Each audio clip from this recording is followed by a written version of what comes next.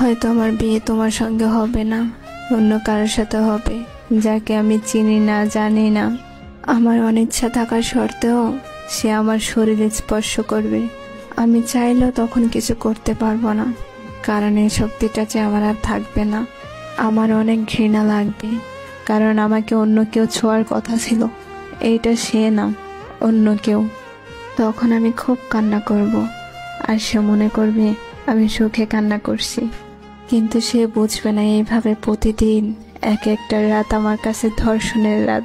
তখন যে আমার কিছুই করার নাই। আমি একটা কাগজে স্বাক্ষর করে আমার নিজের জীবনটা অন্যের হাতে তুলে দিয়েছি। প্রতিদিন তার পরিবারের মন জোগাড় করে চলতে হবে আমাকে। কিন্তু আমি তো তোমার পরিবার নিয়ে স্বপ্ন দেখেছিলাম, তোমার পরিবারের মানুষগুলোর মন জয় করে চলবো স্বপ্ন দেখেছিলাম। অথচ দেখো, আজ কিছুই হলো না। এক সময় এসবে আমি অভ্যস্ত হয়ে যাব।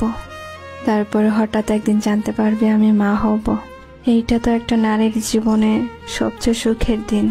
কিন্তু আসলে কি আমি ওই দিন সুখী হব? না, হব না। ওই দিন চিৎকার করে কাঁদতে ইচ্ছা করবে, কারণ এই বাচ্চাটা আমাদের ভালোবাসার চিহ্ন না। তারপরও তাকে এই দুনিয়াতে আনতে হবে, কারণ বাচ্চাটার তো কোনো দোষ নেই। ওর ভূমিকা ওর পরে, ওর মুখের দিকে তাকিয়ে সবকিছু মেনে নিতে হবে। একসময় তাকে বড় করা, স্কুলে নিয়ে যাওয়া, তাকে মানুষের মতো মানুষ বানাতে গিয়ে কখন যে 50 পেরিয়ে চুল পাকতে শুরু হয়ে যাবে বুঝতেই পারবো না।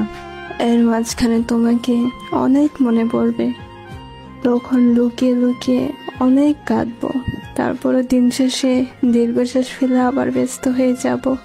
তারপরে হয়তো কোনো এক রাতে ঘুমের মধ্যে চলে যাব না ফেরার দেশে। সেদিন হয়তো তুমি আর জানবে না। হয়তো আমার কথা মনে করে গভীর রাতে তুমি আমার জন্য চোখ ভিজাবে। হয়তো ভিজাবে না, আর নয়তো ভিজাবে, কিন্তু আমার মনের কথাগুলো অবশ্যই থেকে যাবে। তারপরেও বলবো, ভালো থেকো, ভালো থেকো। আমাকে ছাড়াই কখনো আর বলা হবে না আমি তোমাকে ভীষণ ভালোবাসি, অনেক ভালোবাসি।